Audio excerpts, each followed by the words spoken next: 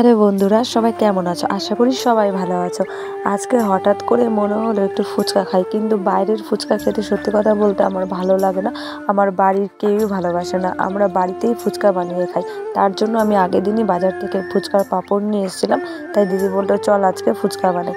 তাই এখানে মা সব ফুচকা আস্তে আস্তে ভেজে নিচ্ছিল, আর আমি আর দিদি মিলে ওইদিকে আলু তৈরি করছিলাম, আলু, টক জল সব কিছু। আর আমরা কিন্তু আজকে আচার ফুচকাও বানাবো, দই ফুচকাও বানাবো, আবার জল ফুচকাও থাকবে। সব রকম ফুচকা তোমাদের আজকে আমি দেখাবো।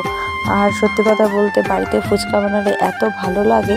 আমরা বাড়িতে যেদিন ফুচকা বানাই সেদিন কিন্তু আমরা অনেক ফুচকা বানাই। আর আমরা টক ফুচকা খাই, তারপরে চাটনি ফুচকা, আচার ফুচকা, সব রকমের ফুচকা খাই, দই ফুচকাও বানাই। আর আচারটা কিন্তু আমার দিদি বাড়িতে নিজে হাতে বানায়, মানে এত সুন্দর আচার বানায় কি বলবো। খুব সুন্দর আমার দিদি আচারটা বানায়, তেঁতুলের আচার। আমরা কিন্তু সেদিন সবার আগে দই ফুচকা বানিয়েছি। তার জন্য এখানে দইয়ের মধ্যে সামান্য চিনি আর নুন দিয়ে ভালো করে দইটা ফাটিয়ে নিতে হবে।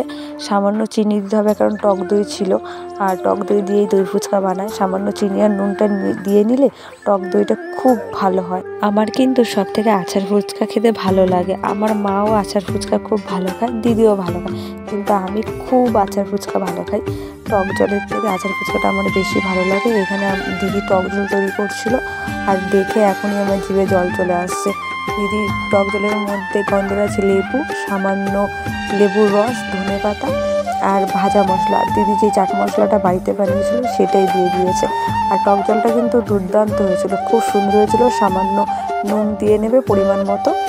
আমরা কিন্তু সবাই মিলে ফুচকা খেয়েছি, অনেকে মিলে ফুচকা খেয়েছি, আর ফুচকাগুলো খুব ভালো হয়েছিল। আগে কিন্তু ফুচকার পাঁপড় পাওয়া যেত না।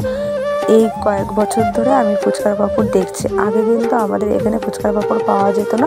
যখন আমাদের এখানে ফুচকার পাঁপড় পাওয়া যেত না তখন কিন্তু আমরা বাড়িতে তাও ফুচকা বানাতাম, কিন্তু ফুচকাগুলো কয়েকটা ফুলতো না। টক জল তৈরি পর আমরা এখানে আলু মাখা শুরু করেছি। আলু মাখার জন্য ধনেপাতা, শসা কুচি আর ছোলা মটর সেদ্ধ, চাট মশলা, লঙ্কা, নুন সামান্য দিয়ে আর টক জল দিয়ে ভালো করে আলুটা মেখে নিতে হবে।